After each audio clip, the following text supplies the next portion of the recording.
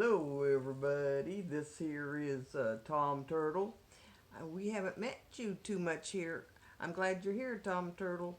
Well, I'm here to imagine things today. We are going to be talking about a story of imagination. And what does that mean? Well, it's someplace that's not in your room, maybe in your mind. You can go on a trip someplace, and I can imagine being fast when I'm not very fast. That's true, and you can draw things and oh well, excuse me there, Zippy. How you doing? There's my friend. Well, I'm doing really good. This is my friend Zippy. Hi, everybody. Good to meet you, Zippy. Yeah. Well, what do you do when you imagine things? Oh, I imagine like food. My favorite breakfast is Mice Krispies. Oh, you imagine Mice Krispies? And for dessert at dinner time, Mice Scream. Mice cream? That's my imagination. You're making me laugh a little bit. Do you have some mice cream? Mice cream? No, I don't eat. Well, sometimes I eat mice. Mice cream. That's pretty good, Zippy. I like that. You're using your imagination to make up jokes.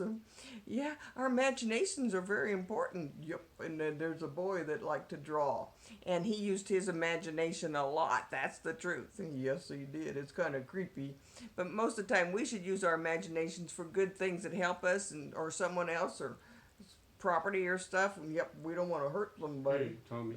Yep. I don't like scary things, especially black cats. You don't like black cats? No, I don't like You know it. what? That's just in your imagination too. Oh, okay. Yeah, actually, black cats are nice. They're good things. Yeah, they are just like turtles. You got to treat us nice though. So let's hear the story. I will tell you about this little boy. See you later. And he liked to draw cats. Yes, he did. In fact, he lived way over in Asia many, many years ago.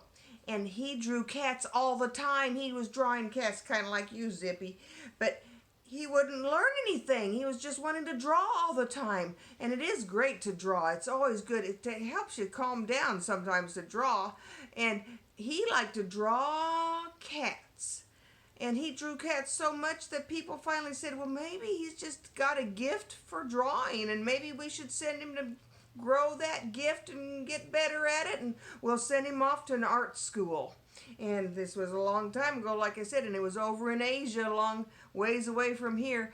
And he said, that's exactly what I'd like to do. So they gave him a lunch box and sent him down the dirt road, and he said, if you just keep walking, you're going to find that school for art. Just keep walking. Don't give up. It's a long ways, but you'll make it. Well, it happened that he walked down that road so long, and he ate his lunch, and he kept walking down that road so long that finally he was getting tired, and he came upon an old temple, a church-like place, and he thought, I'm going to go in there, and I'm going to sit down and rest maybe in there, and besides, it's getting a little cloudy, and it might even rain or something, so he goes in this place where it's kind of dark and kind of cobwebs and a little dusty, and it hadn't been used for a while, but he sat down, and he was feeling better, maybe he could keep on going on, but he sat there long enough to look at those white walls around this room, and he thought, this room needs something. I think I'm going to draw some cats on it. So he took out his pencil, and he started drawing cats, and then he got another pencil and draw some more cats. He draw big cats and little cats and skinny cats and cats kind of like you, Zippy, and old cats and young cats. He was drawing cats everywhere, and they were all over the walls, and by the time he was done, it was dark. And he thought, I think I'm going to walk on down the road now. This is too dark. I'm just going to lay down here, but it's kind of icky and musty. And up there in the front of the room here is a chest of drawers, like a long chest thing, and big drawers and sliding cupboards. And I think I'll just go up there and see if I can get in one of those cupboards. And he slid one of those cupboards to the side, and sure enough, it was just a nice room and looked kind of cozy, and he wouldn't be out in that big space, dark room. So he got inside that cupboard, and he closed the door and slid it shut, and he went fast asleep, no problem. But in the middle of the night, it was getting really rainy outside, and he kind of woke up, and he heard a hiss, and then he heard a meow, and he heard a meow, and he heard some more yell like that.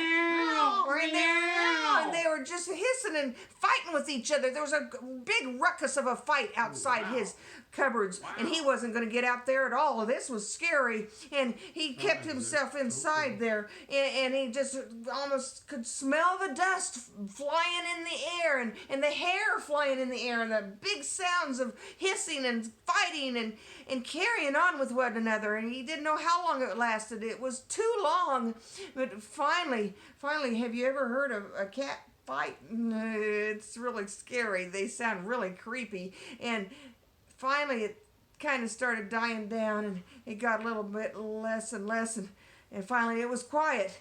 But he wasn't going to get out there. It was still dark. He wasn't going to go out and see anything. So he just stayed in there for a long time. And he wasn't sure if he might have fallen asleep or not, but he was too scared to get out of that cupboard. And finally there was a big ray of light shining through the cracks of the cupboard, and then the dust was settling, and he thought, I'm hungry. I guess I need to get down the road, and I better get out of this place. And so he slid the cupboard back, and when he slid the cupboard back, the walls where he had drawn all those cats was empty, but in front of him was a whole pile of cats. The walls were empty and the cats were piled in front of him. That's a crazy imagination. See you next time for some more stories.